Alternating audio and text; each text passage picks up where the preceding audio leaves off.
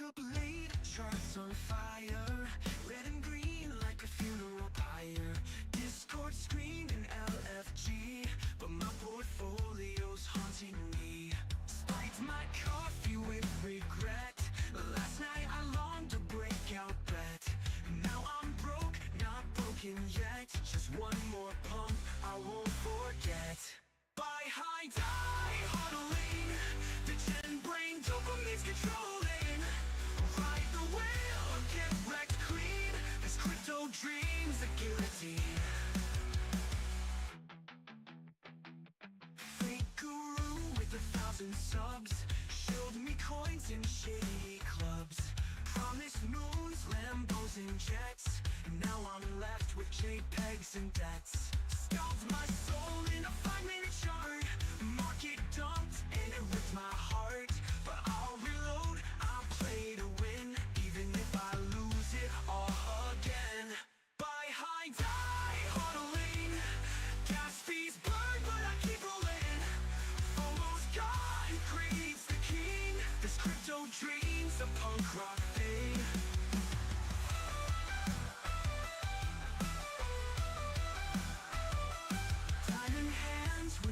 In the glass, risk it all, no brakes, full gas. Liquidation, call me sweet. Whisper welcome to defeat. No stop loss, no regrets. Code and chaos, no safety nets. Satoshi's ghost in my DMs told me to ape again and again. Buy high, die huddling. Gas fees burn, but I keep rolling. If I crash, at least I tried. In this wild west of blockchain rights.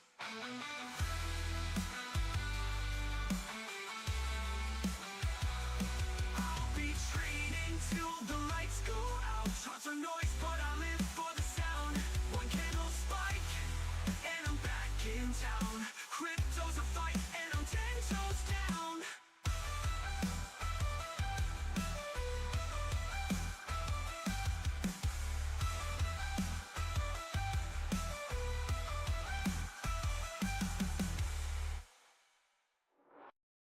Diamond hands with the crack in the glass. Risk it all, no brakes, full gas. But I'll reload, I'll play to win, even if I lose it all again.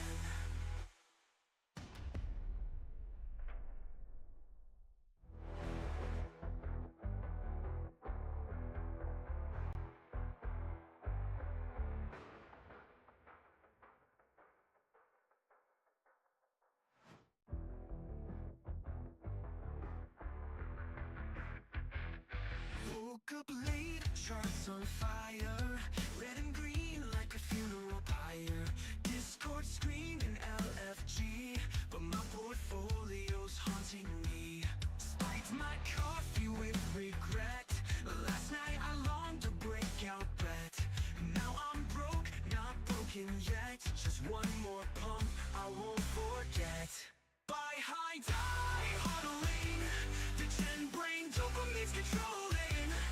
Ride the whale or get wrecked clean. This crypto dream's a guillotine. Fake guru with 1,000 subs showed me coins in shady clubs. Promised moons, Lambos and jets. Now I'm left with JPEGs and debts. Scalped my soul in a 5-minute chart. Market dumped and it ripped my heart. But I'll reload, I'll play to win, even if I lose it all again. Buy high, die huddling. Gas fees burn, but I keep rolling. FOMO's gone, greed's the king. This crypto dream's a punk rock thing.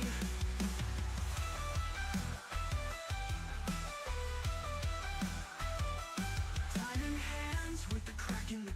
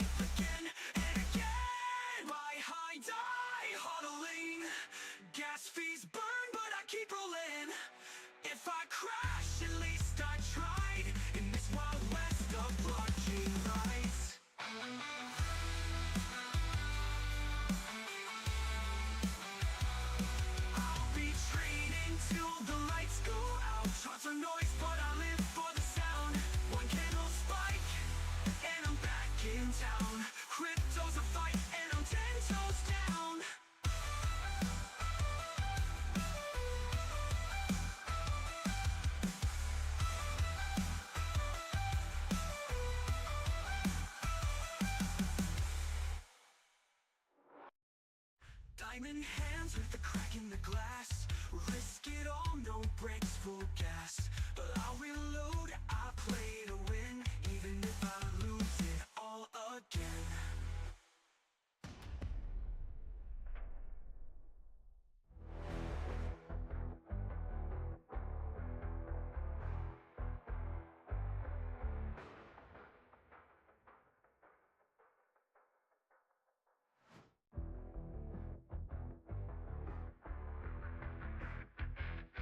Woke up late, charts on fire, red and green like a funeral pyre.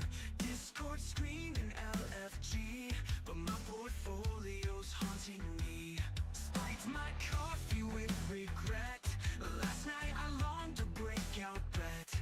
Now I'm broke, not broken yet. Just one more pump, I won't forget. Buy high, die huddling. The 10 brain dopamine's controlling. Ride the whale or get wrecked clean. This crypto dream's a guillotine. Fake guru with 1,000 subs showed me coins in shady clubs. Promised moons, Lambos and jets.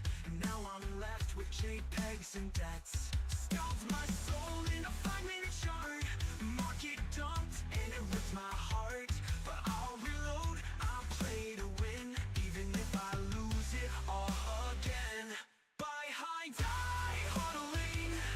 Gas fees burn, but I keep rolling. FOMO's gone, greed's the king. This crypto dream's a punk rock thing.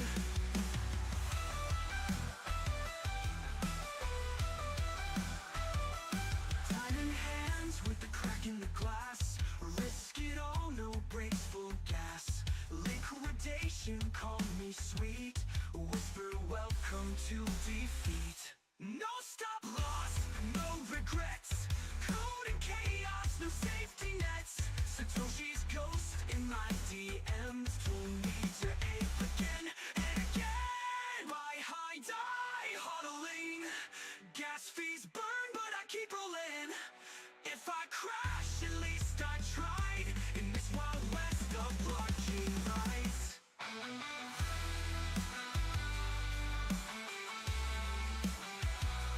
I'll be trading till the lights go out. Charts are noise, but I live for the sound. One candle spike, and I'm back in town. Crypto's a fight, and I'm 10 toes down.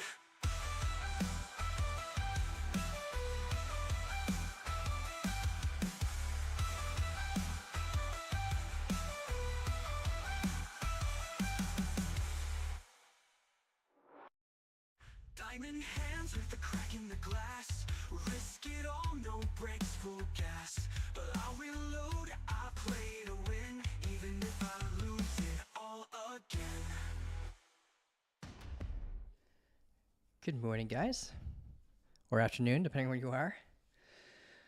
How's it going? Okay, so we got Jilly here, Coma, Sterling, Ramus, AAA, Lad, Bull Runner. Got Yemen, Uncle, Florin. How you doing? We got Josh, Charlotte, Shantae, Eric, Pit Bear. We're coming into the weekend, so let's see how this move goes. Probably interested. We got Oh My Sad, damn, waiting patiently, thinking we're loading price action for a great short. I'm in agreement with that.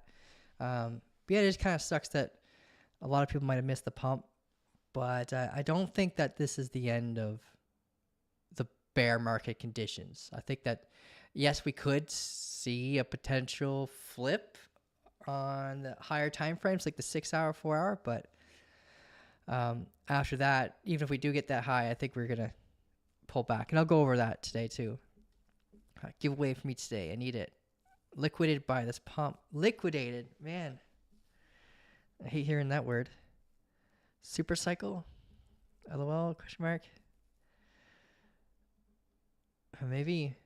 Got Michael, Lad, Alan. Lots of people here today. Well, it's 30 viewers. Noir, how you doing, man? Okay. Annabelle. Got Andrew here. Alexander. That's tongue tie. Decent crypto. How you doing, man? All right, cool. Let's dive into it.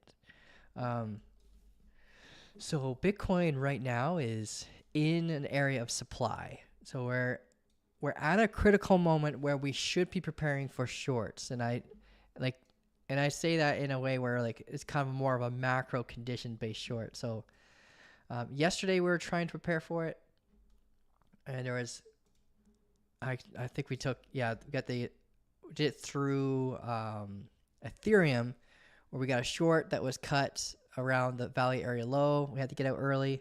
I was in a short on Ethereum here again on the golden pocket retest, right? And they got in during the position of strength, and it took small amount at the Valley area low, but it got stopped out on the remaining amount in the profit zone here, which was the invalidation point, telling us that if this was hit, not only are we wrong, but we could be very wrong and rotating to at least the Valley area high again. And we exceeded past that.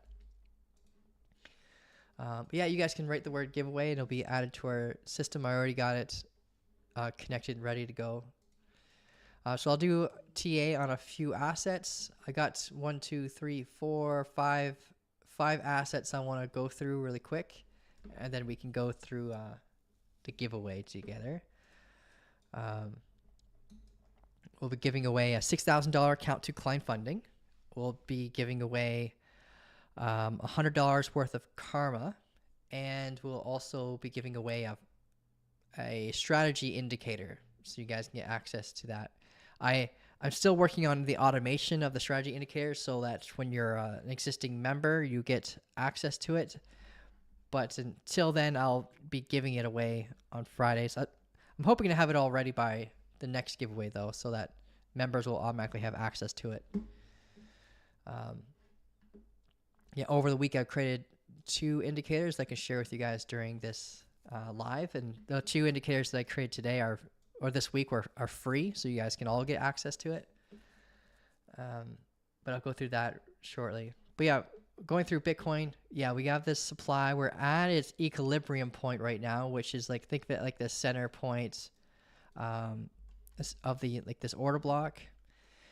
In terms of market structure, this high up here at 79,388, if we get a close above this, then we'll have a bullish change of character on the 6 hour.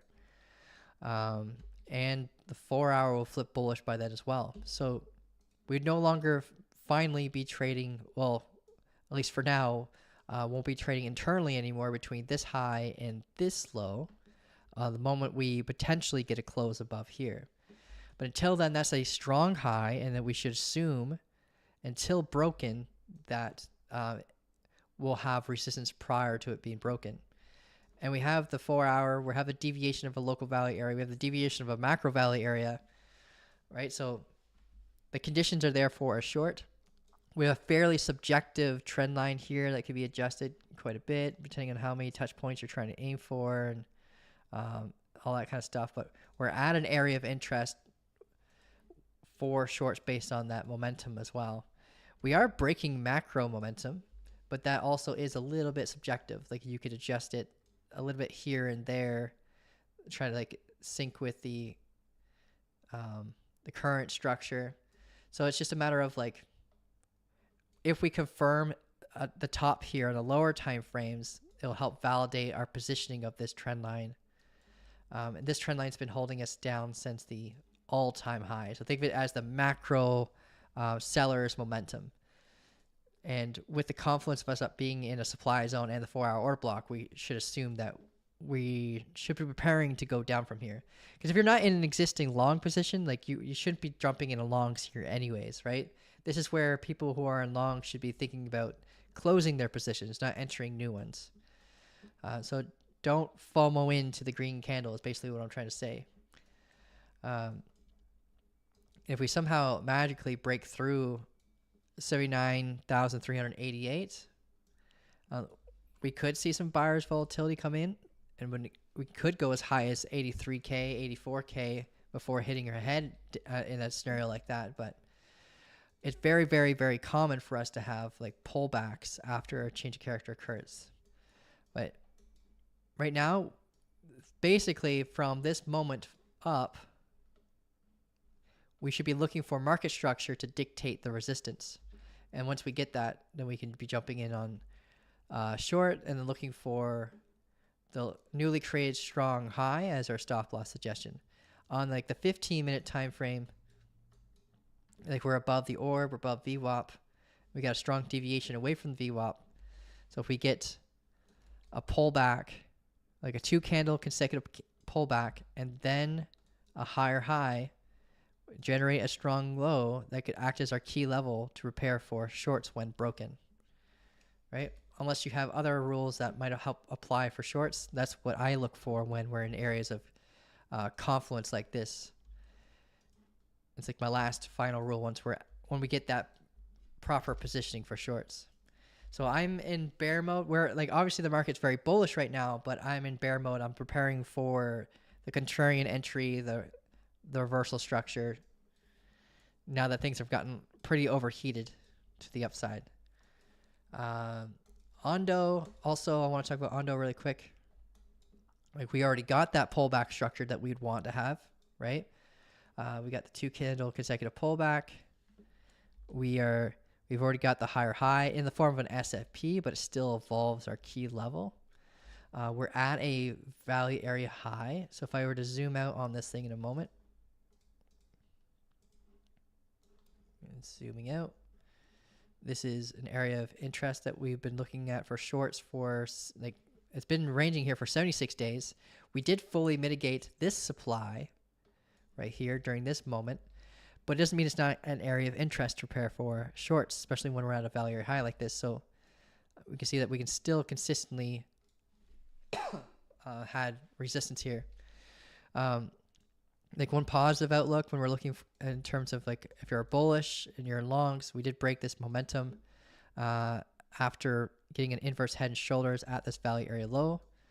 And normally when you see like a descending regression trend like this, we tend to rotate all the way up until liquidity is fully taken. So if we were to come up higher, we could come up to as high as like 2863 if we were to go up higher. And that would coordinate well with Bitcoin coming up towards its like 79K level. We still have this supply boss up here too on Ondo that could keep us down. So yeah, we're at an area of interest to prepare for shorts on Ondo. And we can prepare for a rotation down to 2623 where we have like a 30-minute order block here. We've got our point of control here. If we were to break past that, then we can see extension to as low as the value area low again. All right, so that's Ondo. So the 15-minute structure, this is our current like key level, is at 2728. But like I said before, it could go up higher. Ethereum, we are really close to reaching downtrending momentum. So if we look at the daily and we zoom out on this guy, we have the momentum that's been holding us down since the all-time high. This would be our, I guess, 1, 2, 3. We are like our 4th touch point to this trend line. We're kind of getting squeezed between the 200-day and the 50-day EMA. We have our uptrending momentum here. We have our downtrending momentum. So we're kind of getting at that area of interest for shorts. We have mitigated our local supply. So our next big supply boss is up here at like 2,800 or 2,780 is probably more accurate to say, sorry. So if we get up there and we manage to breach past this 200-day EMA, then this is our next area of interest for shorts. But yeah, where we are now is a great spot. We just got to get the structural agreement. So on the 15-minute time frame, we're starting to get a little bit of like a rounded top. But we don't have any proper pullbacks just yet. And even if this candle were to close red, it won't be a proper pullback in terms of market structure because this is internal to an inside bar. So this next candle would need to breach this low at least or tap the high to kind of like break out of that mother bar, so that's no longer an inside bar scenario. But we are setting the stage potentially for shorts soon too for Ethereum. So just get ready on that. And if you do take any shorts on Ethereum after your rules are met, then you got to watch out for the VWAP along the way and this previous value high at 2,372. That could act as a form of support, and we could potentially go range bound off of it.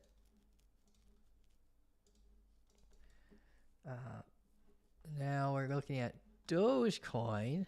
So Dogecoin, we're at a big area of interest for shorts. We're at a, it's over, I think it's got to be more than 60 days. Yeah, 76 days, sorry. We're at a 76-day valley area high. What's that here?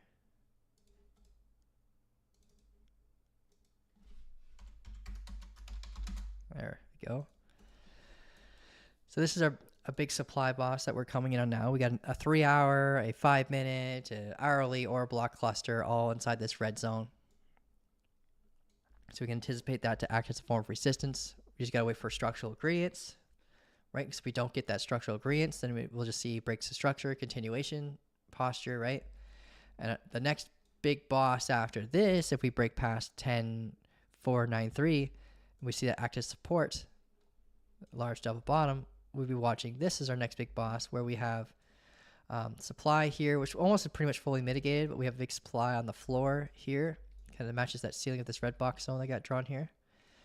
So this would be a big area of interest to watch out for as well. We could like sweep this high up here and then start coming right back down. And that high if swept is at 11,757. And the 200-day won't catch up by then if we were to get that high volatile move up to that area. But yeah, so first we have to prepare for shorts here, wait for structure to agree. If it doesn't agree, then this is our next spot of interest.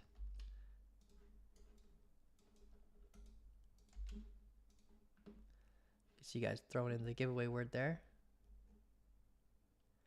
Anyone just jumping in, yeah, if you want to participate in the giveaway, all you got to do is write the word giveaway and our system will pick it up.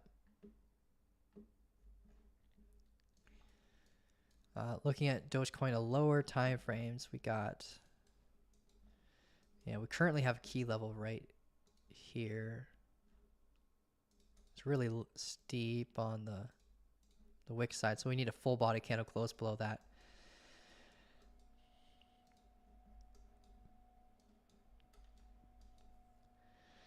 We did get the higher high in the form of an SFP.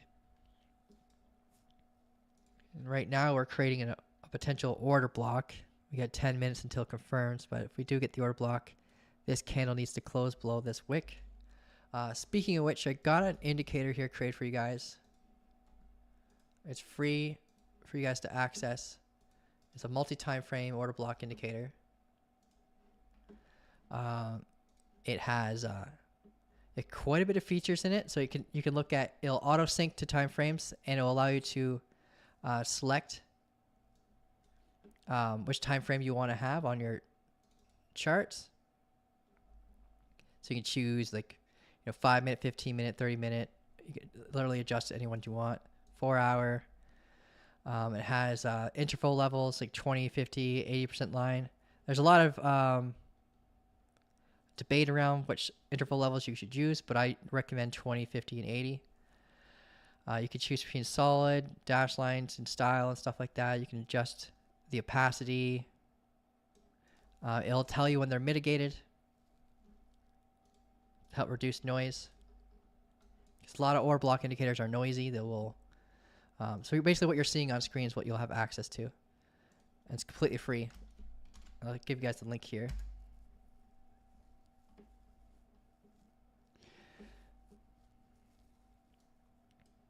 All right, we're getting a pullback now on Bitcoin. We've got 8 minutes left on that.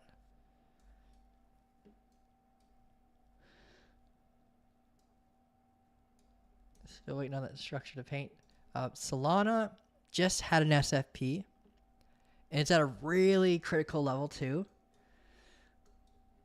So it looks like everything's starting to pull over here.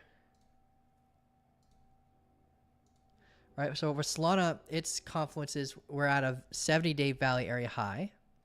Right, so we zoom out, look at the 4 hour, it's a lot more clear. Right, so once you get to the Valley area high, you turn off your bull goggles, you put on your bear goggles, and you prepare for shorts. Last time we took a short. We were actually looking at this kind of price action where we had like a pullback higher high, create a key level at a local Valley area high, and it's shorting to the Valley area low while being mindful of this demand zone here along the way. We kind of melted right through it.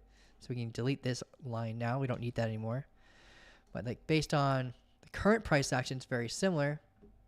Like we have except this time around, we might have an SFP front run where we swept the local high at 108-day previous point of control, which is kind of like 70% of the strength of the 144 level that we were dealing with in the upper ranges up here.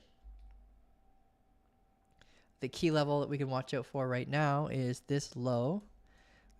If we get a candle close below 87.34, then that's going to cause us to flip bearish. We get a change of character at that point. If we get that change of character, then we could see pathing come down. We could get the main thing that's going to block this.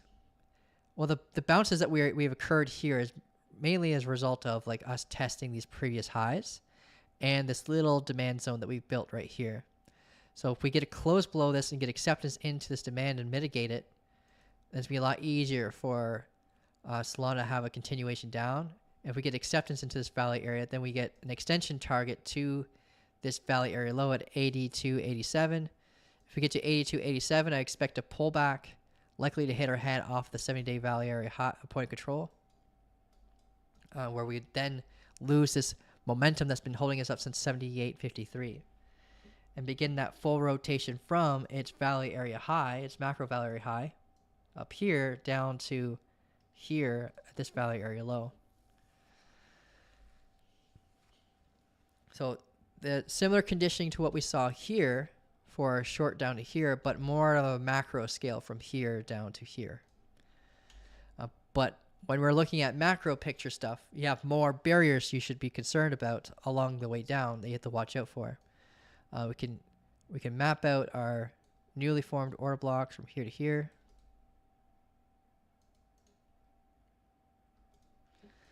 And use that as an area of interest as well for potential support and confluence with that uptrending momentum.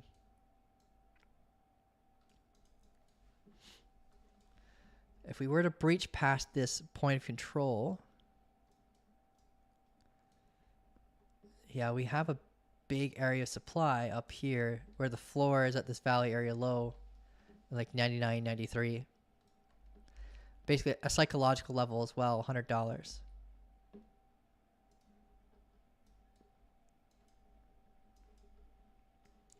All right, so we went through Solana, we went through Dogecoin, went through Ethereum. Ethereum doesn't really have any posture yet to define a short. It's still doesn't have any proper pullbacks for a key level yet. At least not in the 5 minute, the 15 minute. And that's the time frame that I look at the most for trading. It's provided me like the highest win rate. Ondo, we have a good key level. We'll see how it performs. Our key level is mainly generated by an SFP. So if we get that break of structure, it's still going to be the same, but we could end up seeing another pullback to kind of rotate our key level from a higher to a higher level. And a close below this would likely give us the acceptance into that Valley area simultaneously at 2722. Right? And then we just watch this previous high for potential bounce where the VWAP currently is. And then see if we get that rotation and break this momentum. And then it would be similar to Solana where we have that 30-minute order block at a point of control, right?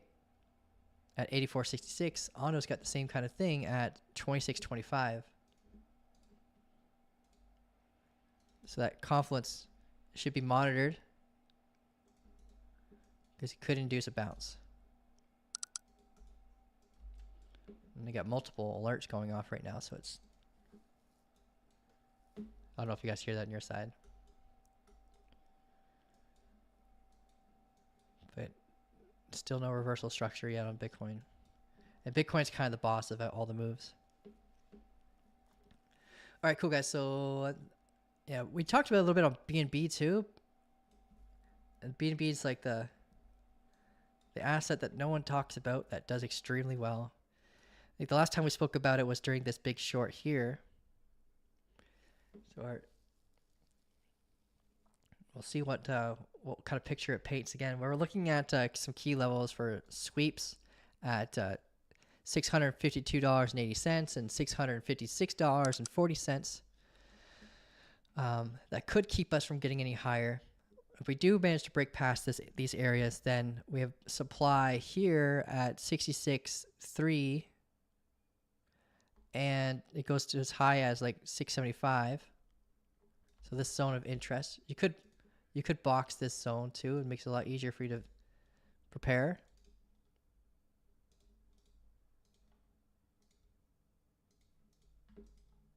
There we go.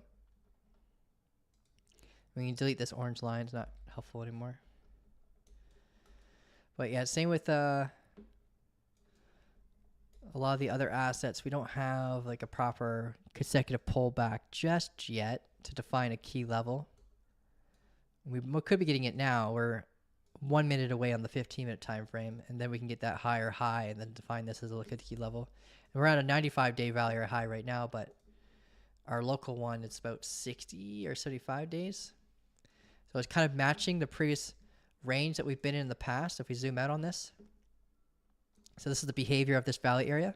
So once we got acceptance into it, we can anticipate that support and resistance will be in the same key areas, right?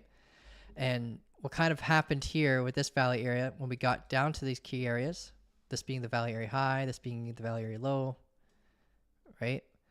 We've adapted so that this point of control became our local valley area low, holding that as strong support, but have pretty much the same valley area high.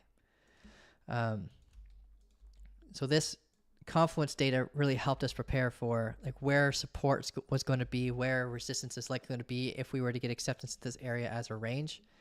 And like here we are again, preparing for shorts at this valley area high the same way we would the last time we were here for that 95-day valley area high. So we'll see if we get that rejection of structure, and if we don't get that and we instead get like breaks of structure for continuation and we find support above this neckline at like $688, then we have a massive double bottom posture. And if we were to get support off of this on BNB, then we can get a rotation up to this supply boss right here, which is also a valley area high for a previous range here where we kind of like step laddered our way down, right? Create a valley area here, then got acceptance into like this previous valley area here, which is kind of like the equivalent of Bitcoin's 250-day range. So the opposite could occur. Rather than us like stepping down in this scenario from back in like December 2024 down to May 2025, we could be stepping up and trying to find acceptance into this previous area for support in this valley area low off these previous highs, while having this valley area high align with this supply being a form of resistance. So that's the bullish case scenario, is another step laddering kind of staging up for BNB, and with this being the main boss that needs to be beaten before we can expect any continuations from there.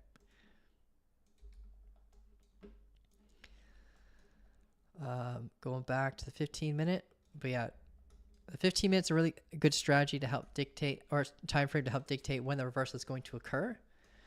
So you can kind of like start from there and then wait and see if larger time frames start to break from that cascade effect. We did just confirm its second candle pullback. So once all we are lacking now is the higher high. Sorry, and then we have a new key level adopted. We rotate from, oh man, these pathing tools. Right now it's here, right? But this pullback allows the opportunity, once we get that higher high, to rotate our key level to prepare for shorts on the 15-minute time frame from here to here, and giving us a much better, more realistic level for preparing for shorts. But I would kind of hope for these areas up here to be swept first. But we're at that stage, we're at that positioning now where we can prepare for shorts. So it does not have to happen. Like, we don't have to take those highs. Yeah, Bitcoin got its pullback. It's an inside bar scenario though, so it doesn't count as a proper pullback. Or a healthy one at least. Still showing a lot of strength. Well, we got in the chat.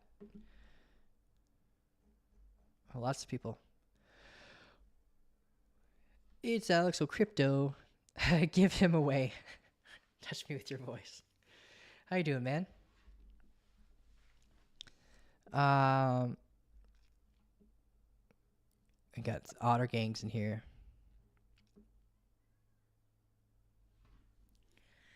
Coma, 200 people typing giveaway, but only 29 likes. Yeah, smash the like button, guys. It's free. Kyle, can you tell us your bonuses when it comes to signing up to BitGet? I don't talk about BitGet very often. It's a KYC required exchange, but you get cash back returns on your trade setups. But they do rotate their enrollment bonuses quite often.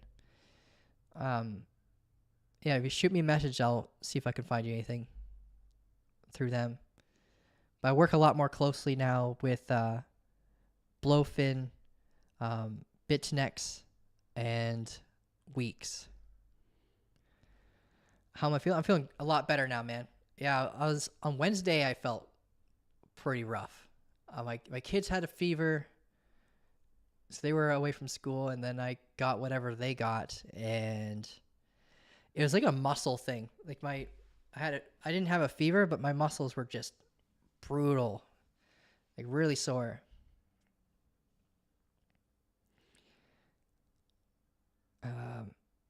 Thanks for asking though, man. I'm a lot better now.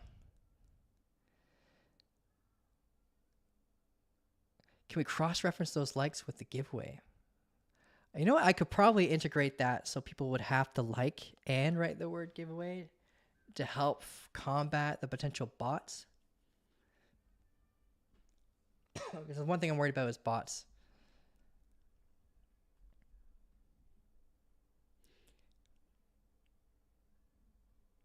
I could try, yeah.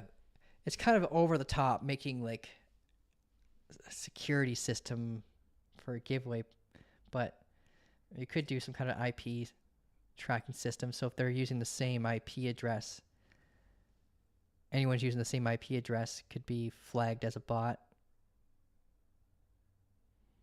I don't even know if that's even possible through a YouTube API though. I don't think YouTube gives away IP addresses. That'd be kind of a security risk.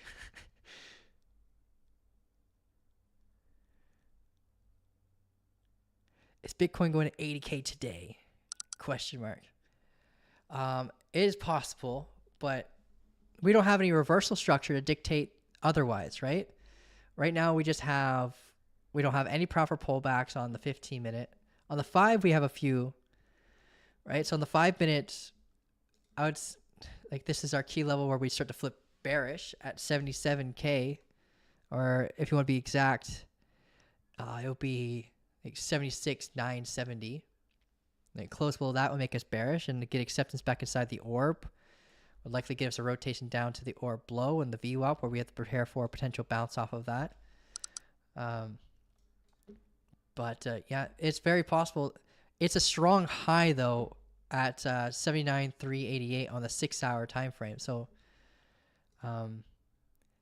we have to first assume that we're not going to get to 80K today. We're at an area of opposing confluence for shorts. Like we should be preparing for shorts here. But structure is not agreeing for shorts yet. The structure right now is saying we're still going up. So I can't pretend I can see the future. Most profitable traders are reactional, right? They look for the confluences, then they wait for structure to agree when those confluences are met. They don't just say, yes, we're going here, or yes, we're going there. It gets really predictable when we're in a range, right? Like I can tell you with an SFP, we're very likely to go to be rotating to the most previous low, or after a change of character at a value area high, that we're going to be rotating down to the value area low. Like I can give those pathing type updates, but yeah, I can't predict when a trend is going to end. All I can say is where the barriers are and how you can prepare when those barriers are met. Anyone who claims that they'll know otherwise, yeah, you'll learn the hard way from those types of people.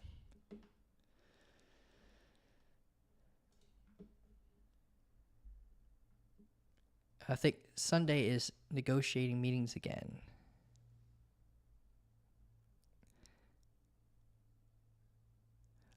Thank you. I was writing. Oh, you were writing through me through Brickhead. Okay, I'll try to find you in my DMs and like help you through that. But if you sign up and there isn't any like current promos, I can message them and see if I can get anything for existing users. So you can get a promo based on that.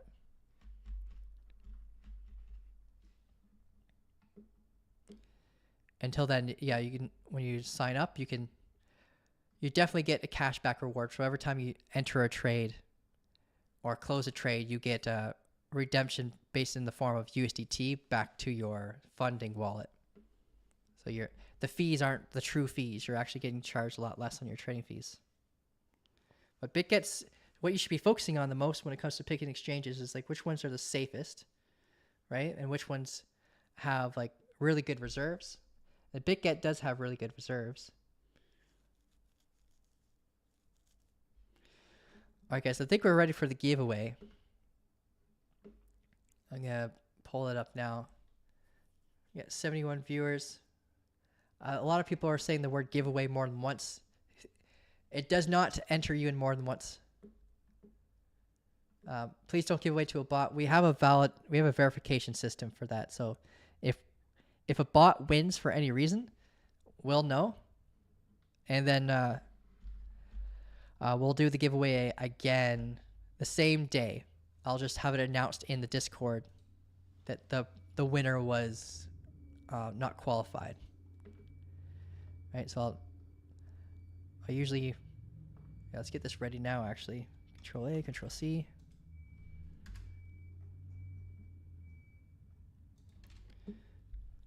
All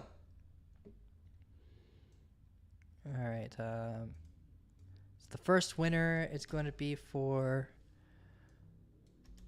a $6,000 account to Klein Funding. Second winner is going to be for $100 worth of karma. And the third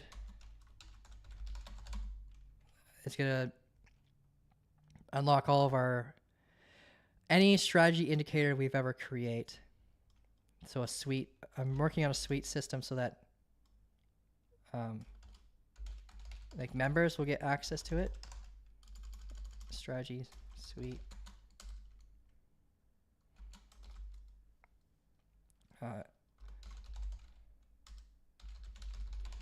So you automatically receive all current and future strategy indicator.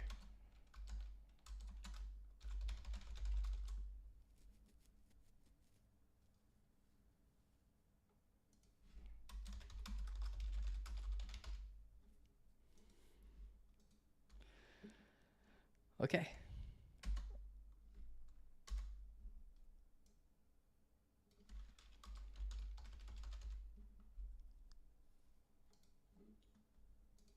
All right, first winner, let's pull up the giveaway system.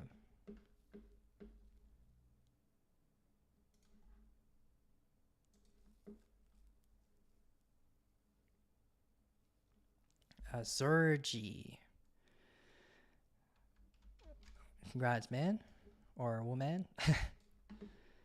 Screenshot this.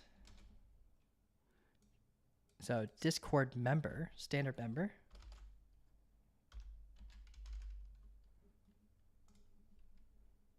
Got the $6,000 count to Klein funding.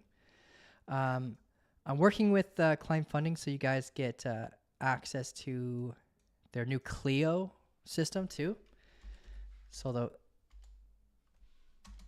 that's pretty. Honestly, you should check that out because it's a game changer in terms of like prop funding platforms.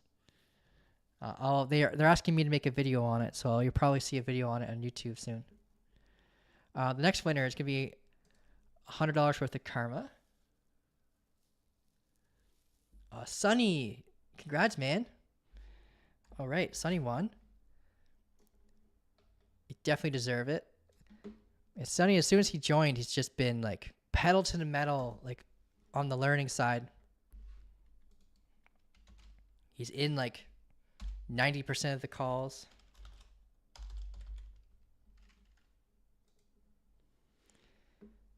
Yeah, definitely deserve it.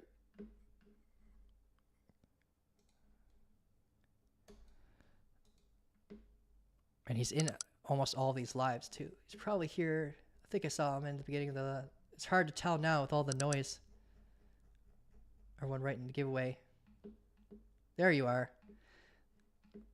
Congrats, bro. Geeky Girl.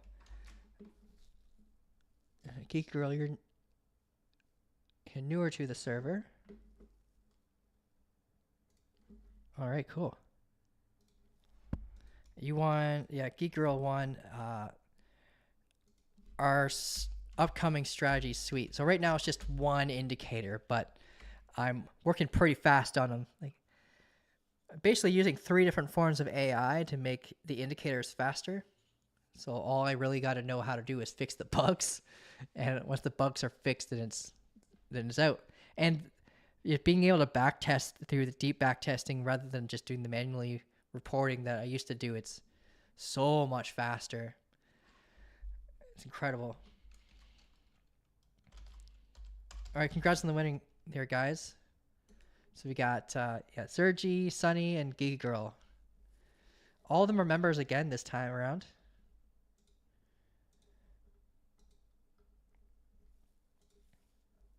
All right, cool.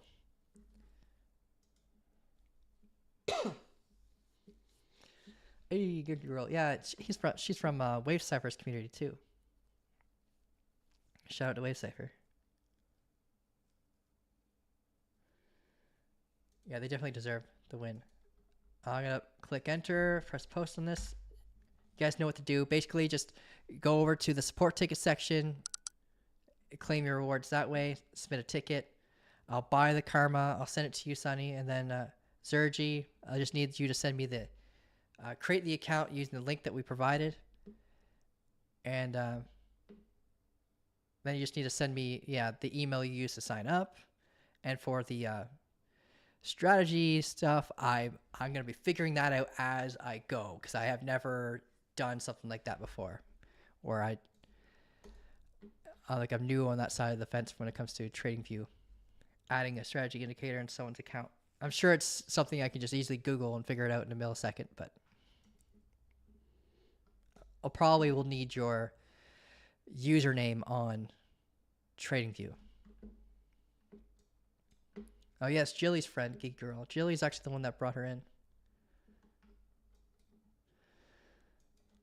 All right, cool. All right, we got in terms of Bitcoin's price action, we're still in an inside bar drop, but we do have really good consecutive pullback here. We got like 1, 2, 3, 4 candle pullback. We breached this low, then considered a healthy pullback where we breached this high. So kind of an inside bar scenario. But yeah, we are starting to see weakness. This momentum is where I've got drawn here is fairly subjective, so don't treat that trend line like it's king or anything like that. It could easily be adjusted and moved around. It's based on the idea that we could be inside of this ascending regression trend right here. And this downtrending momentum is like pulled from the all-time high, so it's pretty sensitive as well. It could be moved around a little bit. But the main thing we got to be watching is the fact that we're taking this high, we're grabbing liquidity from these highs, we're in supply, and we're just waiting on reversal structure to dictate the short. So we're in a short zone. We just got to wait for structure to agree.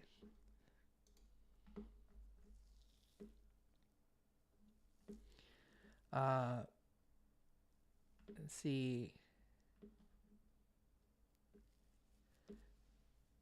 I can't really see, like I've tried making a market structure indicator, but I don't think it's possible to beat how incredible 11x's is. Like I could try, and I have, and I failed constantly, but trying to teach a bot or AI the logic of market structure, it just doesn't fucking get it. It doesn't get it. So every time I try, it just falls apart when it comes to market structure indicators. So just sticking to 11x for now. I would love to be able to make one for you guys, so it's like something more affordable or free, but I can't. And plus, I don't want to step on the toes of 11x. I'm sure it probably already bothers them that I made an order block indicator. But there's 500,000 order block indicators out there, so yeah.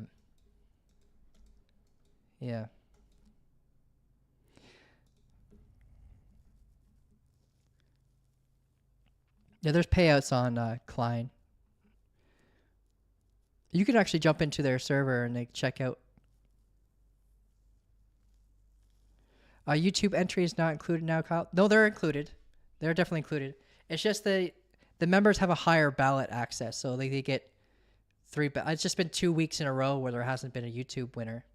And when you are a member and you're in these lives, you get an extra ballot for writing the word giveaway. If that makes sense. That's how like the back end is working. So you get 3 just for being a member. You get 1 for being a YouTube commenter. Now, we had like 3 weeks in a row where it's only YouTube winners.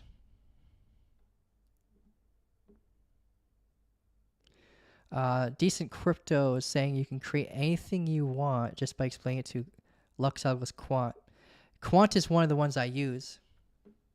Yeah. Yeah, Quant's one of the one I use. I use Claude. I use ChatGPT, which is not great for coding. ChatGPT is not great for coding, but ChatGPT is good for prompt engineering. And then Quant is good for like making sure that your version's up to date. Like it's using like proper version 6 code. That's really good. It does cost money though. So I'm honestly like one message away. If you guys want me to create an indicator, I will do my best to make that indicator for you using the tools that I've got, so you don't have to pay the cost for it.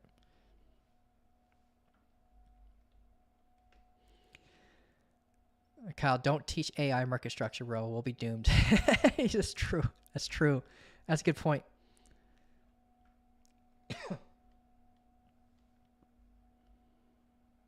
Uncle saying you've been using ChatGPT and Grok. Grok, I've never used Grok before for anything but fact checking. I can't imagine it being very good for making indicators or trading in general. Can you start a 10K prop firm challenge? What do you mean by that? Like issue out like 10K rewards instead of 6K? I could probably ask that if that's what you mean. Or like just let me know what you mean by that and I can see what I can do. What's the safest exchange to trade futures in your opinion? Safest? If I don't have access to it because of KYC, but I would say Bybit. Bybit's probably the safest. Despite the hack that happened, their security is incredible. I know that they recently had a hack like 6 or 7 months ago, but they will always have the reserves to back security issues like that. And when you're thinking about security, yes, security is obviously insanely important, but it's not just about the security. It's about, like, if there were to be issues, would they be able to help their users? And there's some exchanges that would, if they were to get hacked, they would be gone forever, right? Like MEXC, that's a good example. I don't know about MEXC's like insurance, but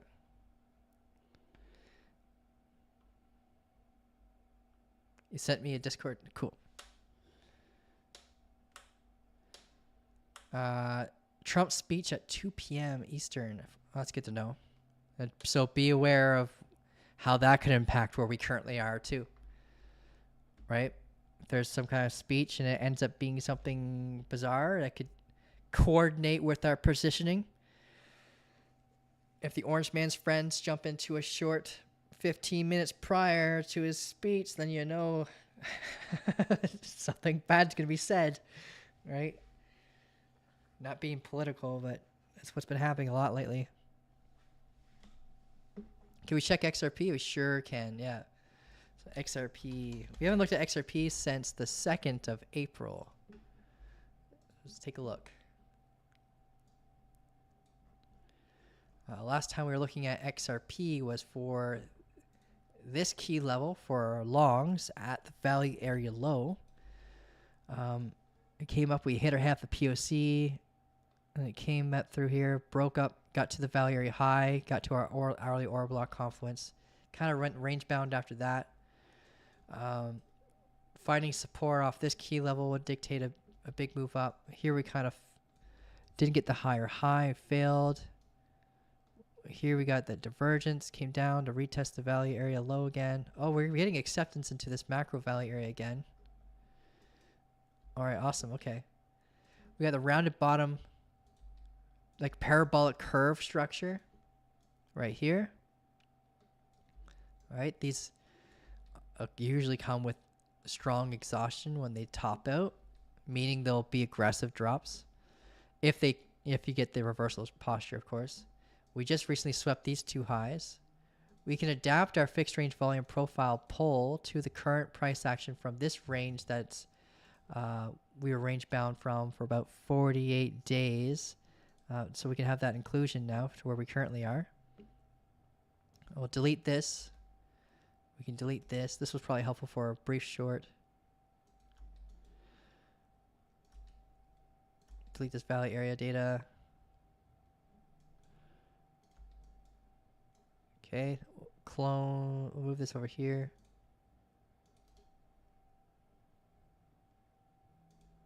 We'll clone this, move this over here. Use the magnet tool to cling it to the price action. All right, so yeah, we got the value area positioning for shorts. Let's zoom in on lower time frames though. Our hourly key levels way down here.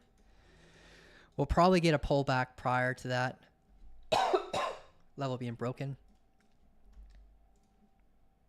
Coming down to retest maybe the potentially the VWAP and this previous high. If we close below this previous doji candle over here on the left, right here, we'll create a new hourly order block right here. And that could help drive us down, retest, and maybe bring us down from there. The 15-minute time frame, this is our current key levels way down here.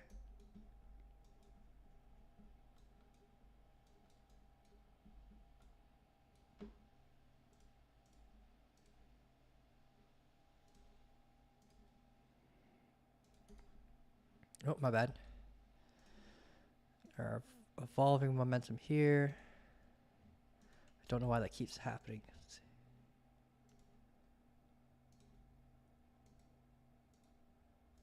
What is happening there?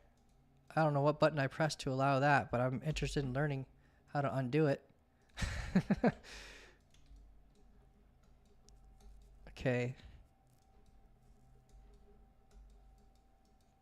Yeah, we got proper pullback on XRP now. So if we take the high, we'll have a good key level. What is going on? I gotta figure out how to undo that. That's distracting, sorry. Yeah, XRP is positioned for shorts, but we just gotta wait for the confluence first. We got a proper pullback to the downside. We just need the higher high to generate a new key level. Our current key level is at 143.293. Because if we get a close below there, we'll have a change of character. We could get a new key level by rotating up, taking the high, generating a new strong low. Right now, we're kind of on our way to potentially test these highs in this VWAP. So I'm expecting a potential bounce there. And at that point, if we have our change of character up there, then awesome. We'll have a better location for shorts with better risk to reward ratio. We have momentum here that if lost, we can see a rotation to test this uptrending momentum. Check the order books to see if there are buy walls waiting in this area to validate the trend line. If there's no buy walls, then there's no interest in that trend line. The trend line could be meaningless.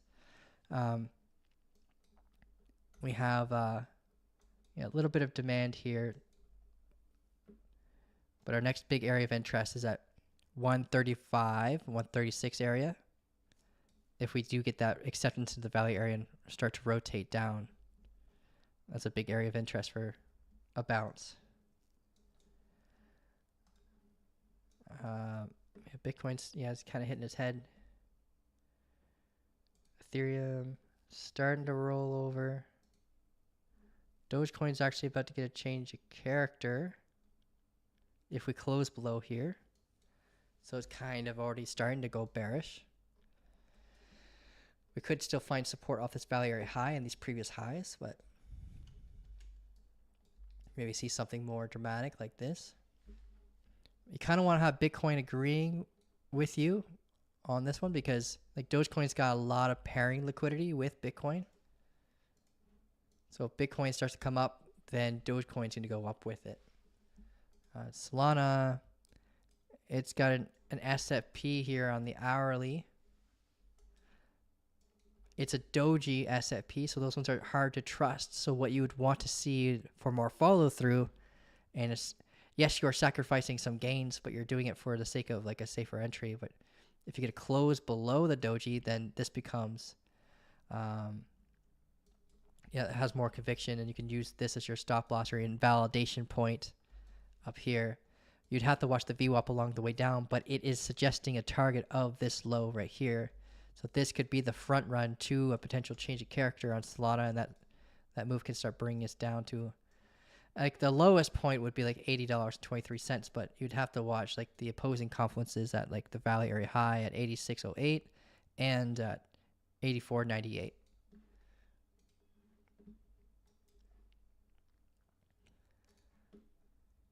What we've got in chat here. A 10K prop firm account where we all trade the same signals and pass it together. People kind of already do that all the time using the signals from an investor share. So yeah, it would be like no different than what we already do. But yeah, I could slap a name on it and say like 10K prop firm challenge.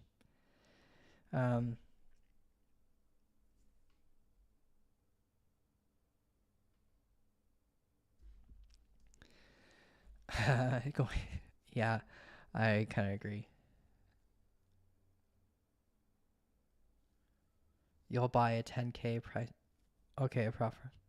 I could, yeah, if there's any a point where any of you guys need help trying to pass any of those challenges, you can shoot me a message, or like some people follow my signals to help pass them.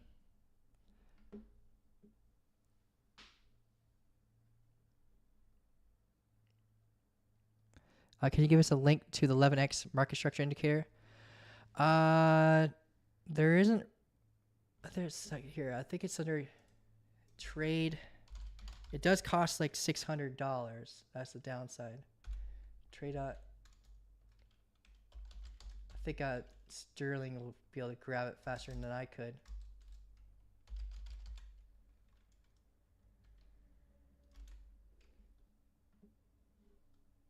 Yeah, it's 11x.trade. So here's the link for it. They have a really good suite of indicators.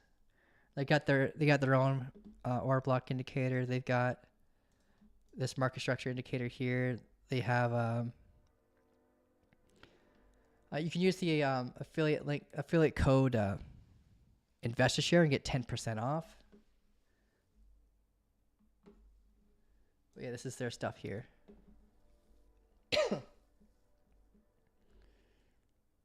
lots of cool indicators. It's all part of the same kind of bundle. If you're an SFP trader, then I recommend using their Argus indicator. It's part of their suite. Market structure indicator will help with that. High is good too. Shows you basically it's comparing data on in a chart of your choice. So I'd recommend the default is USD dominance. So it kind of like looks at divergences on USD dominance and then translate that information onto your Bitcoin chart to help you get confluences for your setups.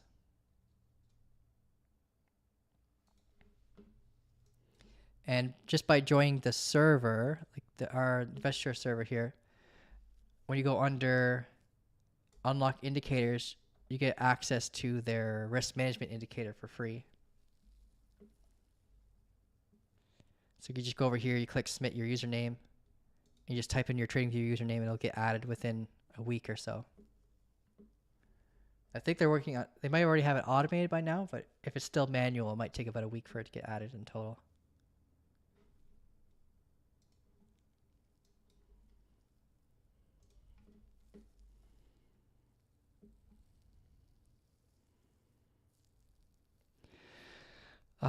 CJ, you're saying you're short from 77,934.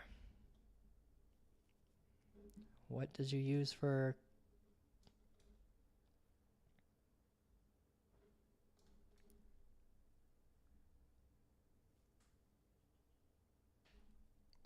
Sec here.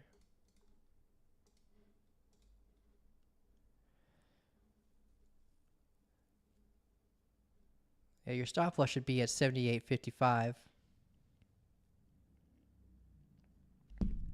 On like most time frames, you don't technically flip bearish until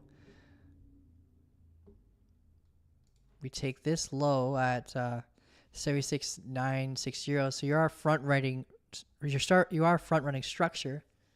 So if all your rules are met, then awesome. It says this is a change of character. Oh yeah, this will be a change of character occurrence because we got the pullback here and then the higher high. So breaking that would be a 3-minute bearish change of character. We're currently SFPing it, so we need to see in the next 30 seconds close below these lows so we can validate that move down. And then at that point, you can potentially, I wouldn't really move your stop loss to break even though until we close below these lows, so you have higher time frame agreements that we're going down, at least a 5-minute, right? You got it in a good spot, so hopefully, this is the top. But this is when we start seeing like structure to agree on higher time frames at 76,970. 15 minutes way lower.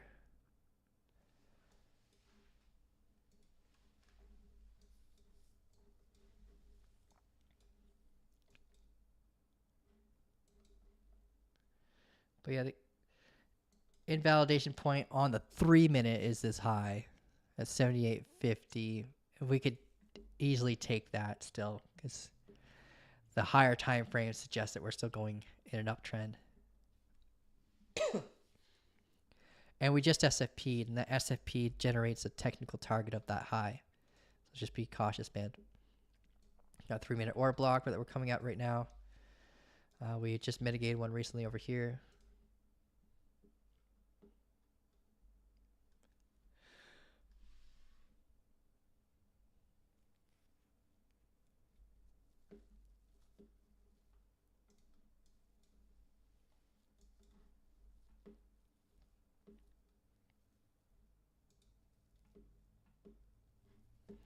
A 5-minute change of character as well.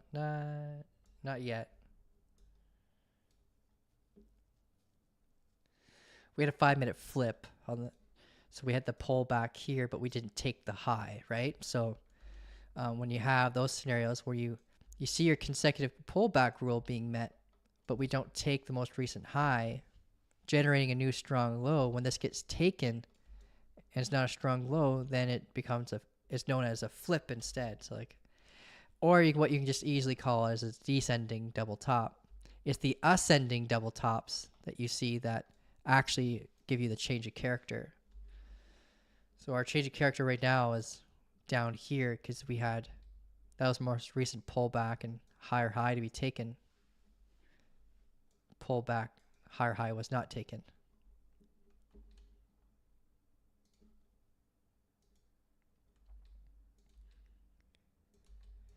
But there are many ways you can jump into a trade without the use of that kind of market structure, right? That could be why we see some people might be jumping into shorts right now.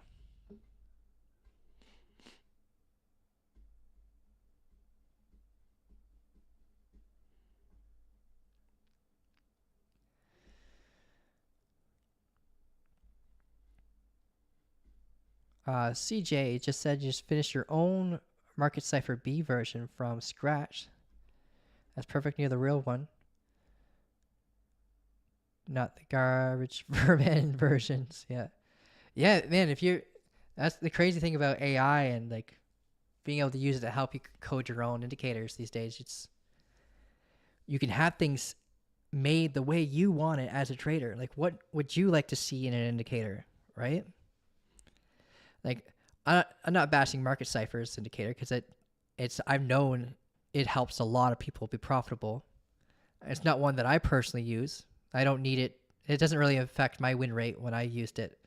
But that's probably because the confidence that I seek in a trade usually would kind of coincides with what it would normally already help people with when they're looking for that type of momentum in a setup.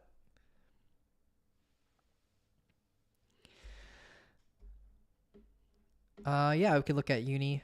Just so it looks like we got a request for ZEC, NEAR, and Uni. So I'll go through it in order. So let's take a look at Zcash. Zcash has been nuts. Looks like we might be creating a bullish order block. So just be cautious on your short there, CJ there. And that SFP and the 3-minute was a big warning that we could be coming up to test that high. So ZEC.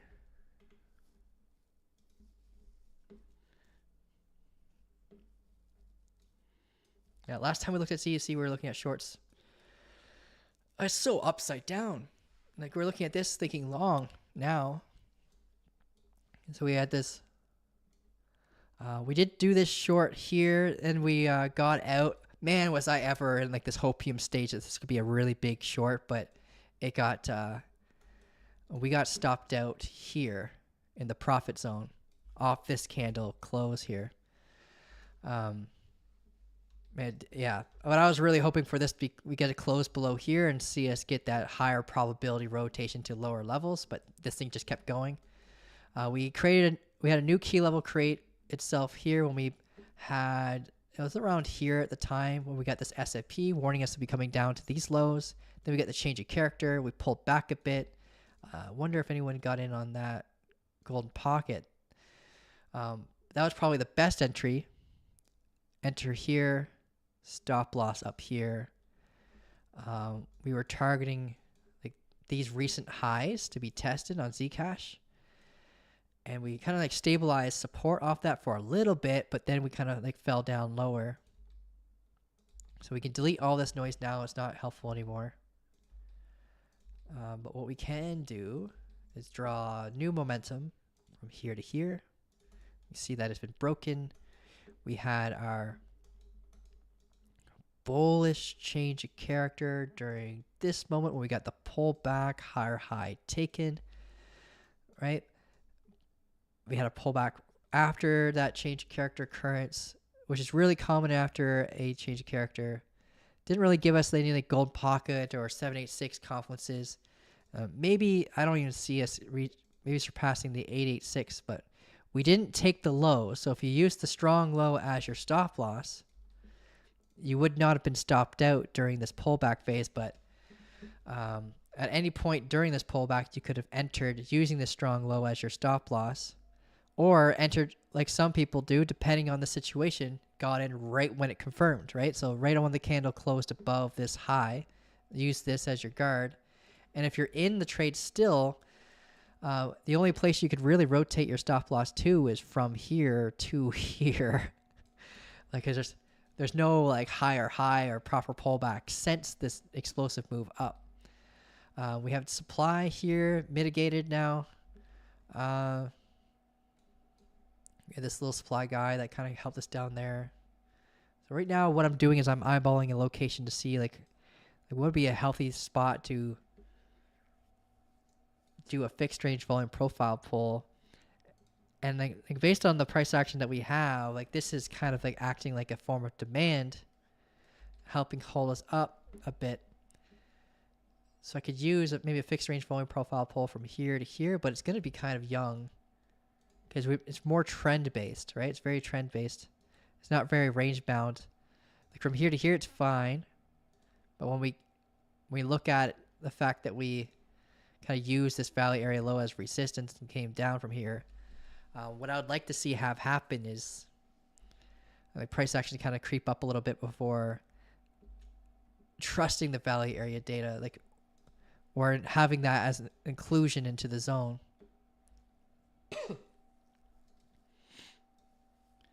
It's the way it's looking now, based on like 70% of the interest, which is from this high to this low, that this volume node is basically acting as a form of resistance. So we're failing to get acceptance into the valley area. Whether you pull it from this way, from left to right to here, or from here, until we kind of like lost this local range.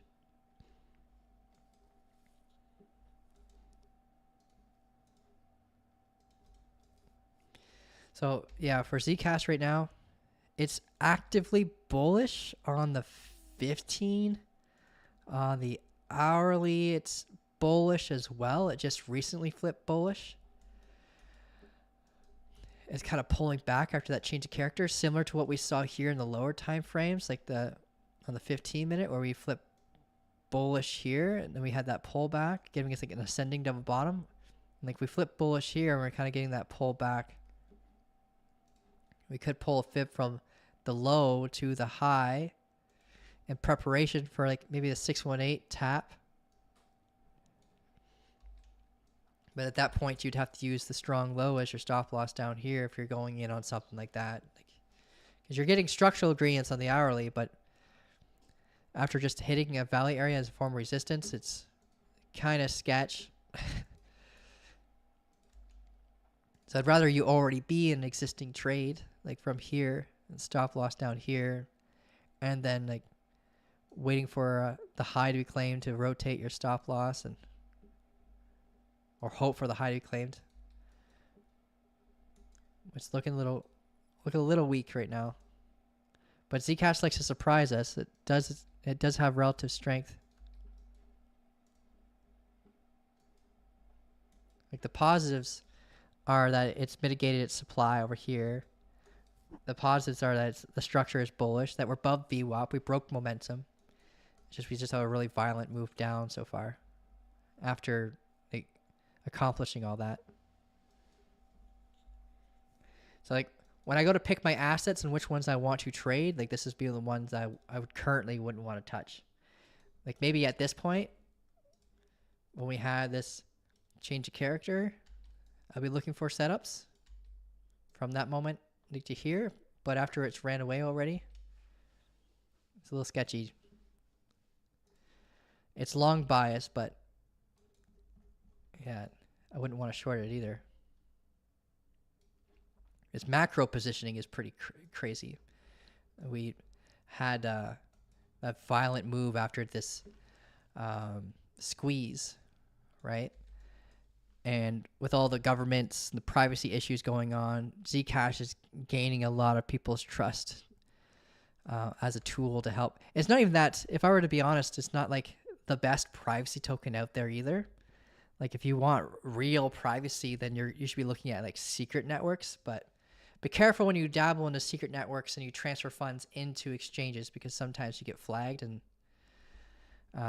they'll freeze your accounts during moments like that.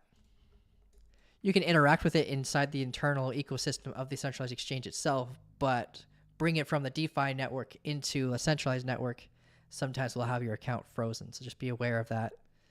Might require a multi-hop, like bring it from a secret network into a non-secret network, then into a centralized exchange when moving your funds, which is like a bit of a headache. But yeah. So right now, yeah, long bias, but I don't want to give advice on how you could enter this other than the fact that maybe you can see a retest down to this golden pocket. Look for a low time frame change of character for agreements, then watch the unclaimed high, right? So let's say, for example, we come down here and on a 3 minute, you see a bullish change of character and we're above VWAP again. Then that'd be a good long entry. You could use this as your stop loss, or maybe in local structure, like the low time frame, 3 minute, a strong low.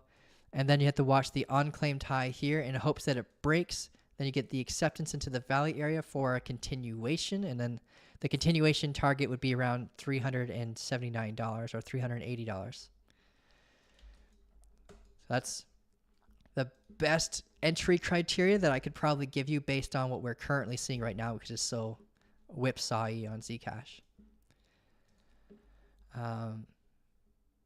And with Bitcoin's positioning, not that Bitcoin has had very much influence over Zcash lately, but with its positioning, if we end up seeing Bitcoin come up and take this high and we break this low, we have that change of character, then it's going to draw a lot of pairing liquidity with other assets down. So the whole market's going to likely come down with it. And that's a big what if. Like that's if this happens, right? If we take this high and then take this low, then we flip bearish on the 15 minute and the 5.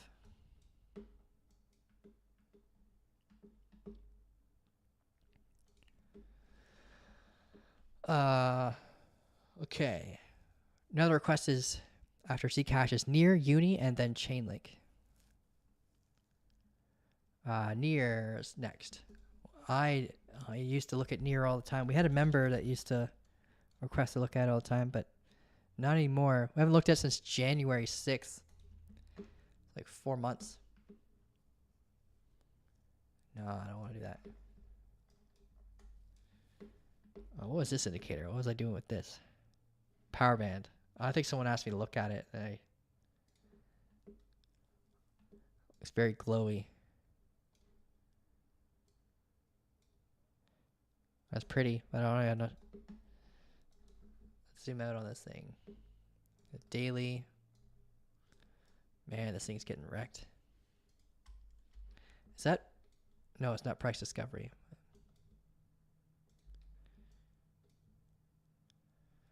My chart's pretty noisy. I used to trade it a lot more, but I don't really look at it anymore.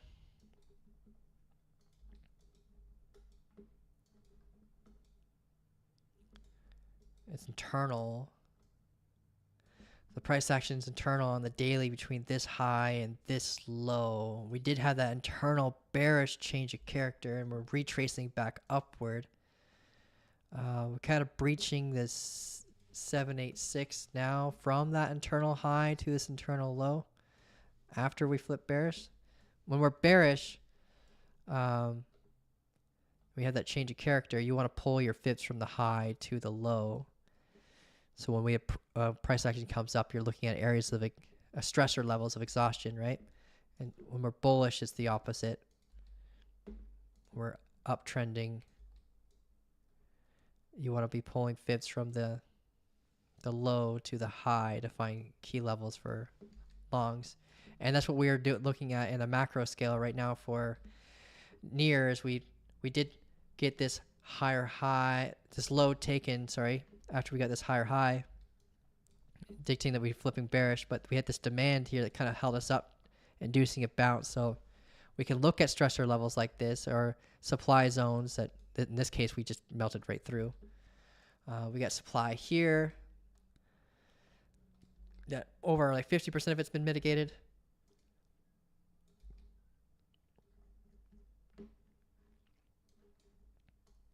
Got a lot of noise on this chart. Sorry, guys. Might be worth me just clearing the whole chart, if I'm being honest. There we go. Undid all the work. Let's get rid of some of the noise here on this indicator. So we're going to pull from the highest high. And we're going to remove fibs. And we're going to adjust this so that on bullish change character.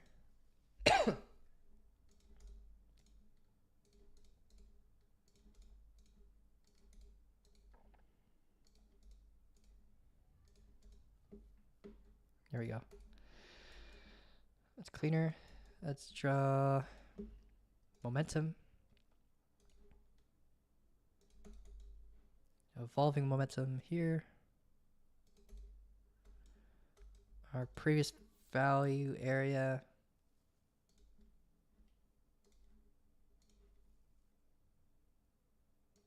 From here to here before we lost it. This is supply. Keeping us down.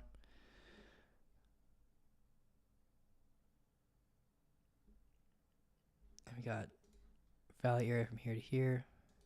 The previous value area data is going to be helpful for us to understand like future price action behavior, like getting acceptance back inside this value area. Could we see a rotation back up to its value area high, which aligns with this value area low?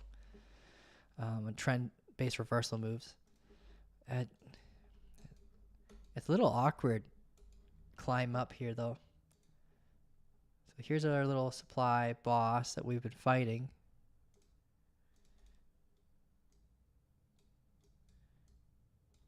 We're fighting it again.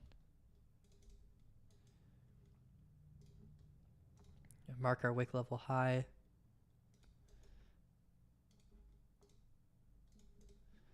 And mark our wick level low. Extreme low. Momentum, which is kind of subjective. See if we get the okay. Zooming in, going to the hourly. We got an ascending regression trend right here. These are awkward. Unless you're on the long side, it's a little bit better. We got our demand here holding us up. It's mitigation. It's about this. This is what's left.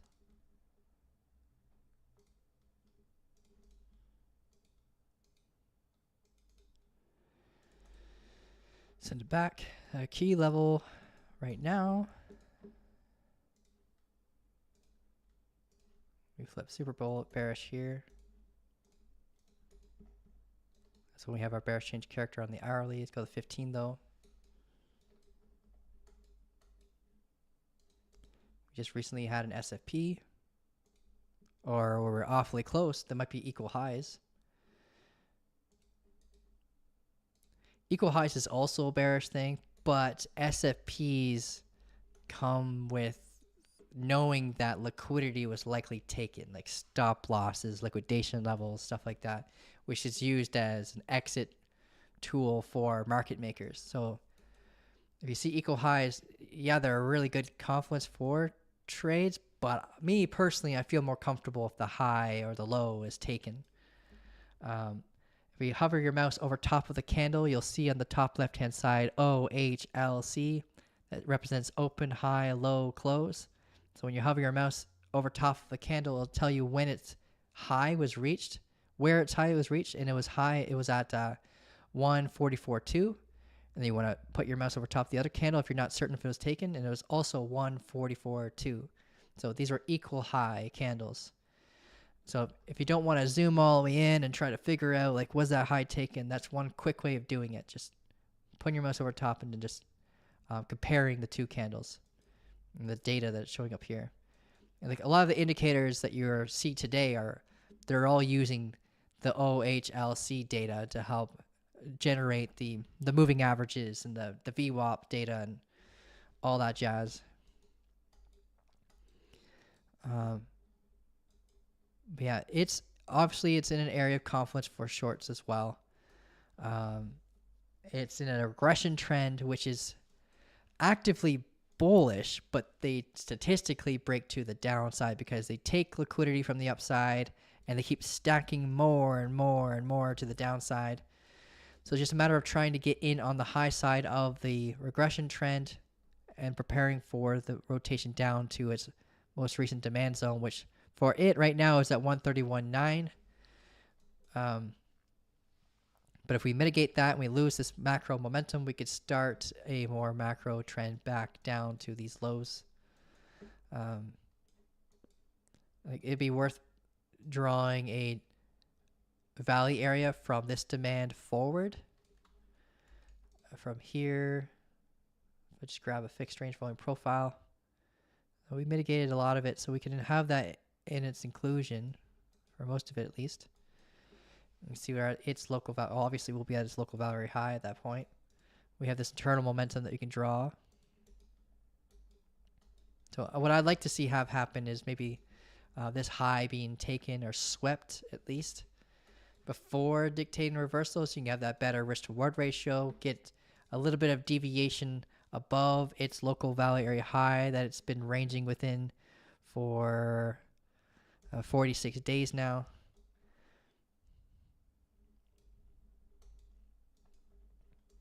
But until we take that high, when we take this high at least, our key level will rotate from here to here. But maybe we'll see something like this, take this high, then get the bearish change of character, lose momentum, and start to come down from there. But it could happen sooner rather than later. It can happen during this moment, right? So I hope that helps you out. Well, that's near. Kind of a convoluted structure, to be honest. It looks like a good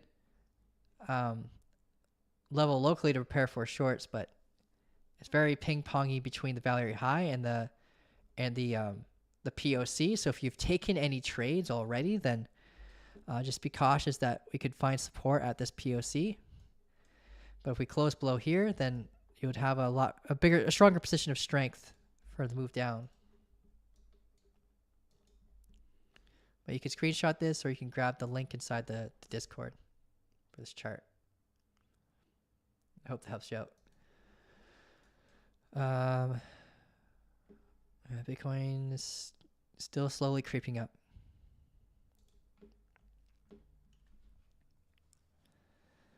ETH breaking out, you say? I think ETH already broke it a while ago, eh? Oh, ETH is actually just pulling back. Yeah. Unless you're talking about like recent price action, then yeah, we got that break. But it's more, again, with a large amount of like higher time frame opposing confluences here. If Bitcoin, Bitcoin's the big boss right now. If it's going to dictate we have that continuation, and we're at that make it or break it moment where this continuation is going to bring us any further or not. I'm kind of expecting, based on the opposing confluences, that we hit our head like here, and then we have our change of character.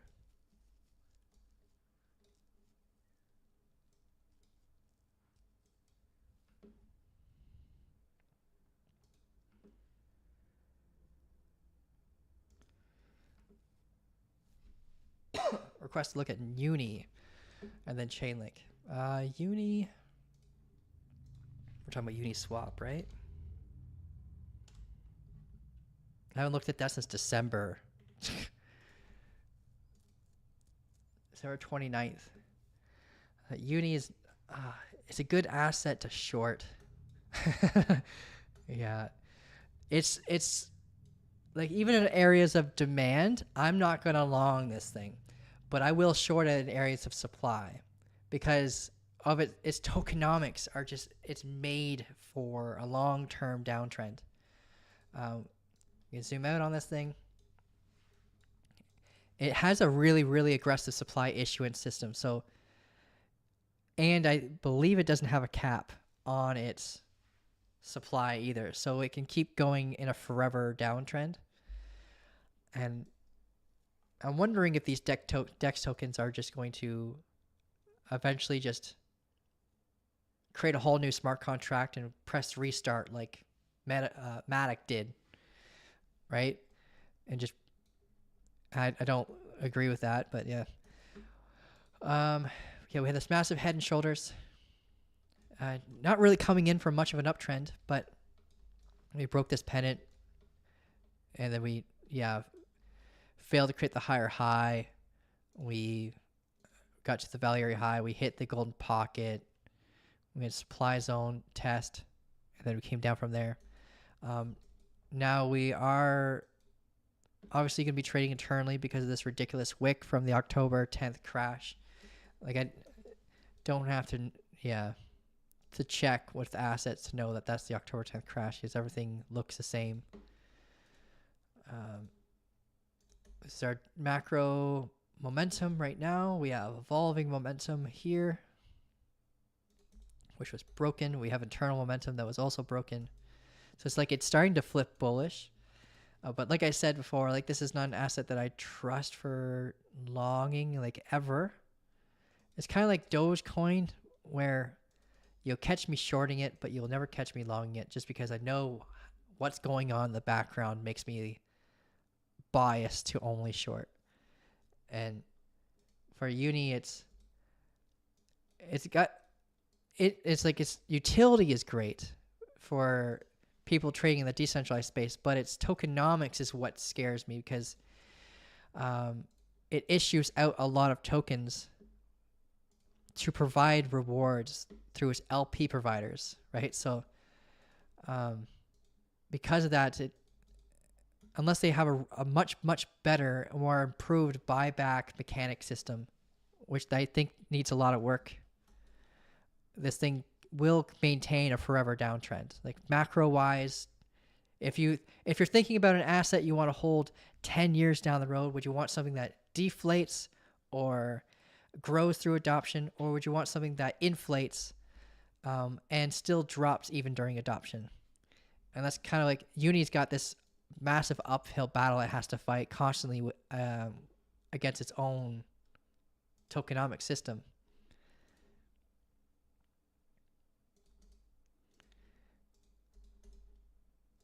So we got these 2 wick level highs we can watch out for shorts. If we come up that high around 729.4.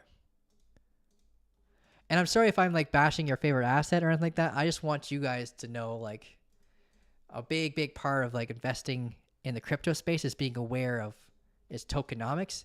It's not as easy as stocks when it comes to supply.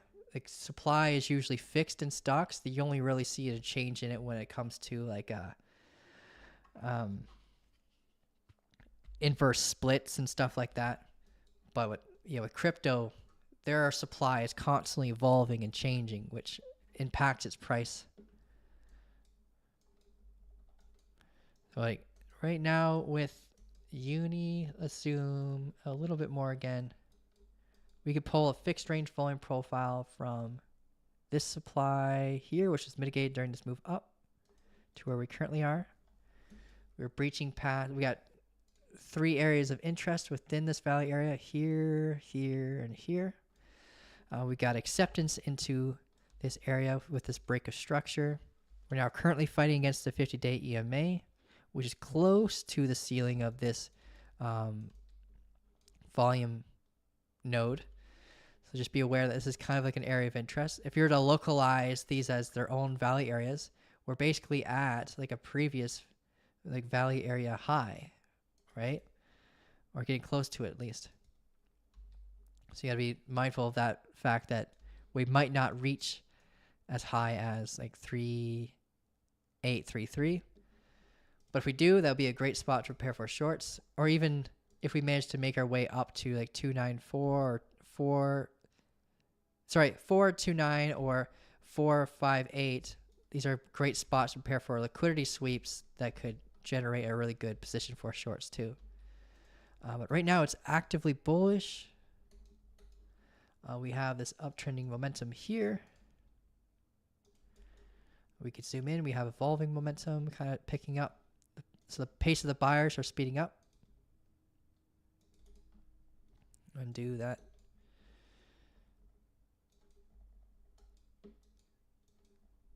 We have a pullback on the hourly, which means we'll have one likely on the 15. So similar to what we were seeing with, like, I think it was Zcash. No, not Zcash. A Bitcoin, I guess. Yeah. We want to see us have this high taken. That's right. To generate this as our key level. Body wise. And then prepare for shorts either off the SFP or preferably off the change of character. And down we go from there. But we need to have this high taken first in order to evolve this as our strong low. And then the pathing on this would look something like watching it for, support off the point of control. And then watch these lows for support as well. We have our more broad momentum here. We have the point of control is the main boss, honestly. We have to watch this. You have demand right here. So we could sweep the low and then end up coming up from there. And maybe retest this momentum. But yeah, at this point we can watch for momentum confluence, order block confluence. But if we don't find support here, then our big area of interest is the value low at 328. If we creep our way up to the more macro value high, I could see it being a violent move up from here. Our next big area of interest for shorts is at like $4, which is like a psychological level. It's a value area high.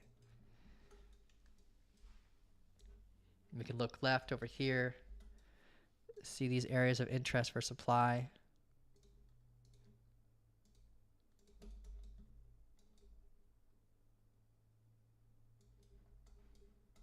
This is the local structure though. So Uni is very, very influenced by Ethereum's price action though. So whatever Ethereum does is going to dictate what Uni is going to do. So make sure you're watching Ethereum like a hawk. When it starts to top, like if it takes this high and then gives us a change of character here, then Uni is definitely going to follow.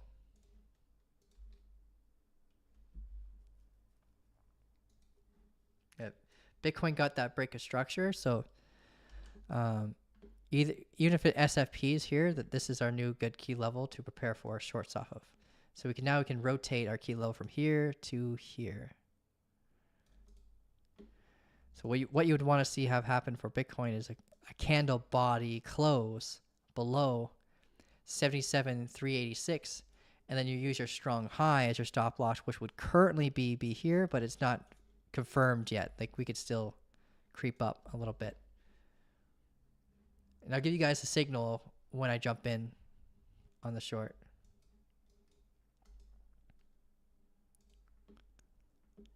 Like we look at Doge. Yeah, we looked at Doge already. We can take a peek at it again. At Dogecoin, we're like looking for a potential sweep of this high. We flipped bearish already. But now it's just about, it's kind of taking this highs right now, grabbing liquidity. It's being a little awkward. Like 3 taps. So we'll see what happens. But yeah, we're right below a 3-hour order block with Dogecoin right now. And we got this uptrending momentum. So I would like to see like this being tapped, then change of character, agreeance, loss of momentum, and then down we go with acceptance into the 76-day value area. If we zoom out on this thing, it's at a big area of interest for shorts.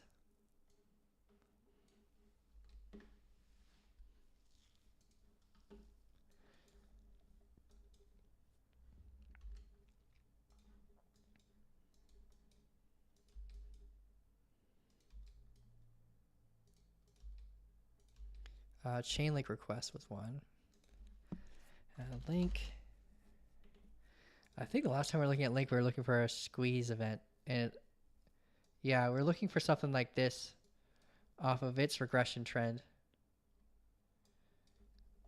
I'm not sure where we drew this, but anyways, we've got to our value area high. We swept this high, and we came down. We bounced off the point of control and the momentum, and the uptrending momentum, the downtrending momentum, kind of hit that as an apex point, and then came back up, and that's where we currently are now. So we got a bit of a deviation away from our local value area. So we can delete this noise. This is still a big area of interest at 820.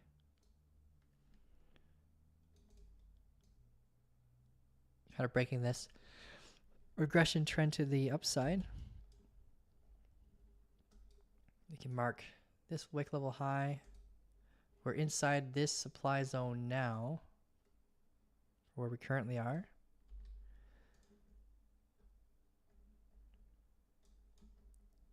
There's two major things that could happen. One's very bullish. One's, us basically getting acceptance back inside the range through a bearish change of character. I'll go through them both here. So right now we're at the value area high.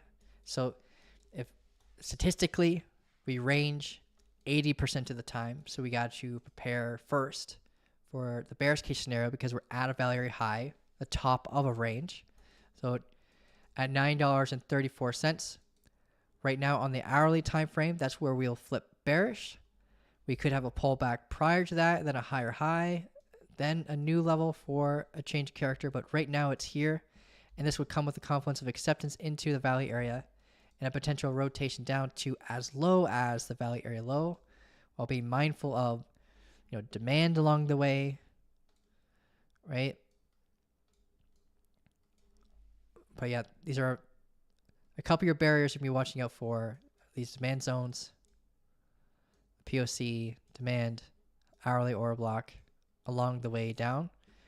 The bullish case scenario, if we zoom out on this thing, again, it's a massive double bottom with an already mitigated supply, which is right here, the supply guy right here.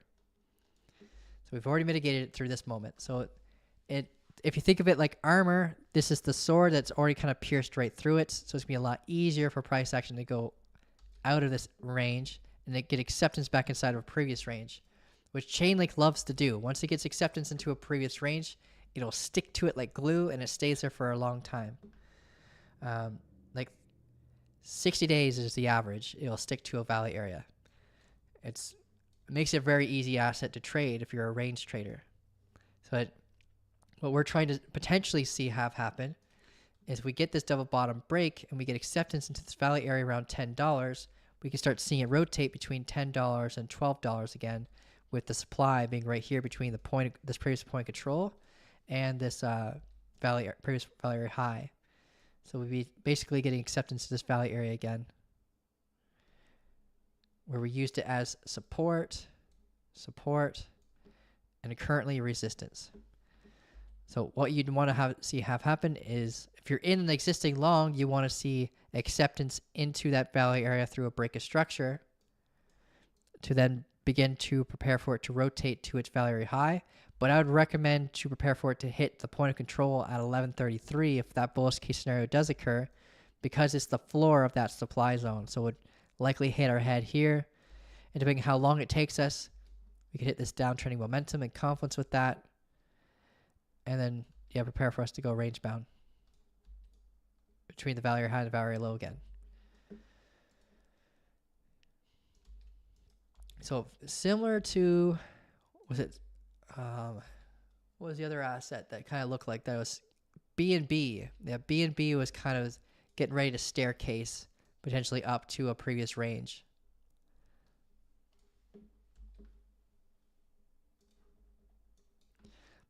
But for now, your bias should be focusing on shorts, because jumping into longs at a range high where there's exit liquidity is always high risk. You would rather be in the existing long and using this data to help hold your trade, so that maybe that short-term range trade that you jumped in on turns into a potential swing or swing trade that can last a little bit longer.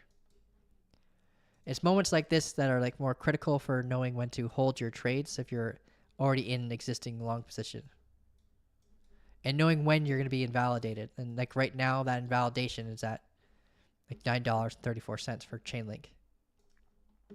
And looking at the 15-minute time frame, we got a pullback, but not a proper consecutive pullback to define this as a strong low. But we have one internally right here.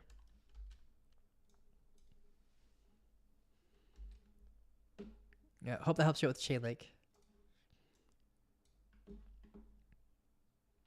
You could always use like Bitcoin's structural confluence for something like Chainlink, where if you do not have the structure that you'd normally want to have on your asset, and you know it has a lot of pairing influence with Bitcoin, like Chainlink is influenced a lot by Bitcoin, because when they made the asset, they created most of their pairs with Bitcoin. So their liquidity is defined by Bitcoin's moves because of it. So if you don't have a proper pullback on the Chainlink structure, then you can look for the change of character occurrence on Bitcoin. And when it occurs, then you can look at the high on Chainlink to use it as your stop loss guard. But I'd rather you just pick an asset where all your rules are met anyways, and you're not just nitpicking stuff just to be into a trade, right?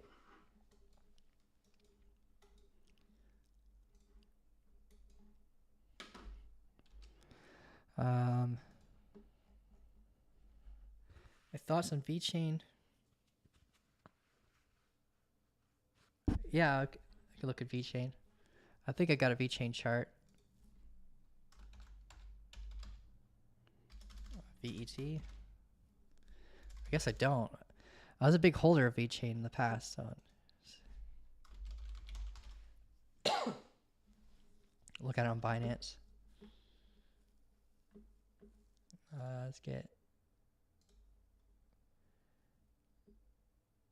just removing some noise.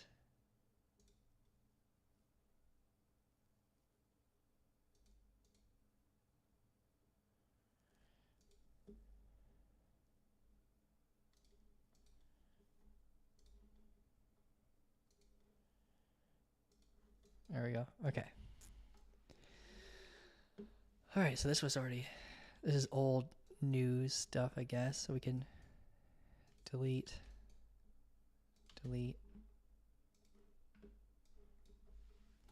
And now I'm starting to wonder if I even need to draw my order blocks anymore, because you guys all have access to a free one.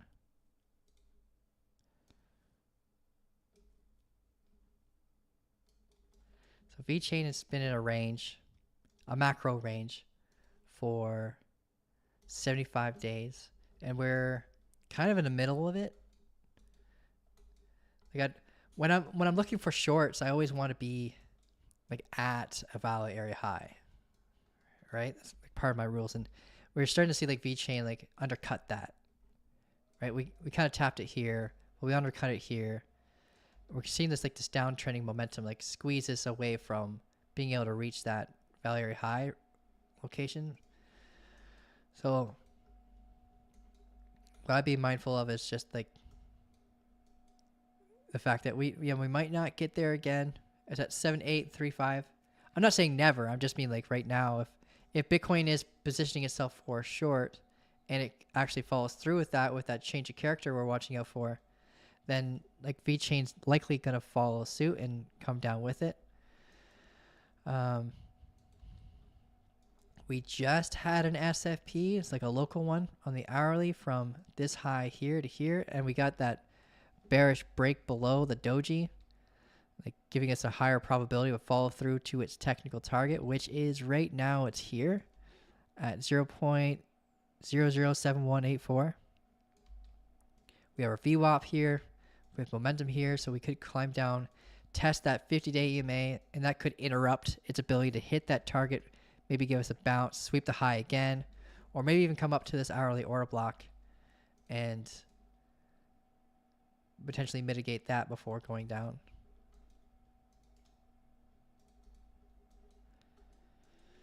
So yeah, we already had a indication that we're going down through this SFP, but just got to be a little cautious about the opposing confluences right here. Right, 50-day EMA, VWAP, momentum, that could induce a bounce, and maybe we'll see it come up again or sweep this high.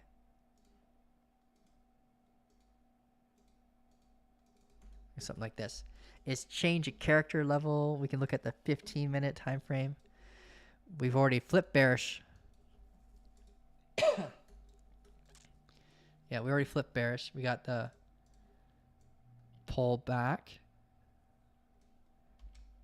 And then we took the high through an SFP, generating this as our strong low during that SFP moment. And then we got the change of character when this candle closed. So we got a double SFP scenario. We swept this local high, local SFP, acceptance into the daily orb, and then down we go. So we have this would be a biggest area of concern along the way. In hopes that, like, if you're already in the trade, that you see that continuation. This is your big boss, or TP1 potentially. Like, just see how price action behaves here.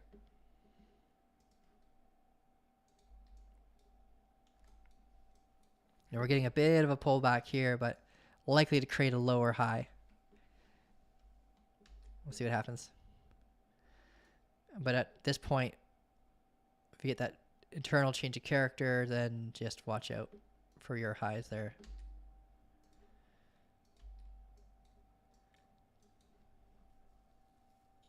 Like, one thing you should be mindful of, like, when you're looking at pullbacks like this, and maybe you're already in an existing trade, think of them as opportunities. Like, don't get nervous about them, and think of them as opportunities where you can move your stop loss sooner, like from here to here after the low is taken.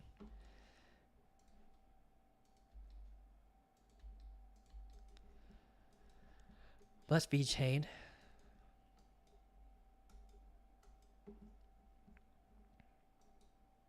And it could start all, if this ends up being the top of a giant regression trend for Bitcoin, and a lot of assets are going to be likely rotating down to their value area lows again.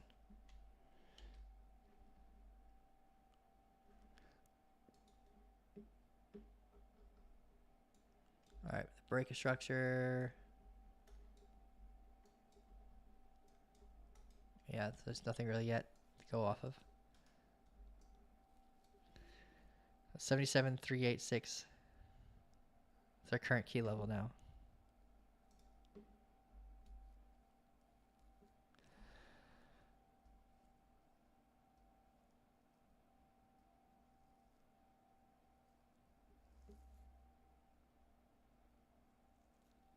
MOT has a market cipher B. It's exactly the same. It's named as Monkey Cipher B. That's funny.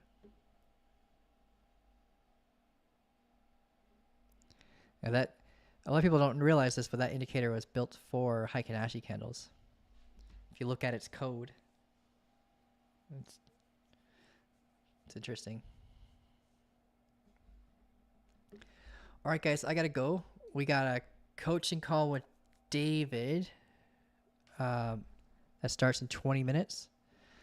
For any members who are already in, you should have gotten the alert already. Yeah, you got the alert already. So just go to the coaching call links and click on mindset and swing trade study with David. I bet he's getting ready and primed for big moves happening soon. With his he likes trading mostly altcoins, so he tends to get the big moves on alts. They're more longer term trades that last sometimes a month or 2 months. But if you guys are interested in learning from him, he's also one of our coaches in InvestiShare. Yeah, reach out to me, guys, if you need help with anything. I've got to head out. I got to get ready for that coaching call, get some work done before I got to pick up my son from school.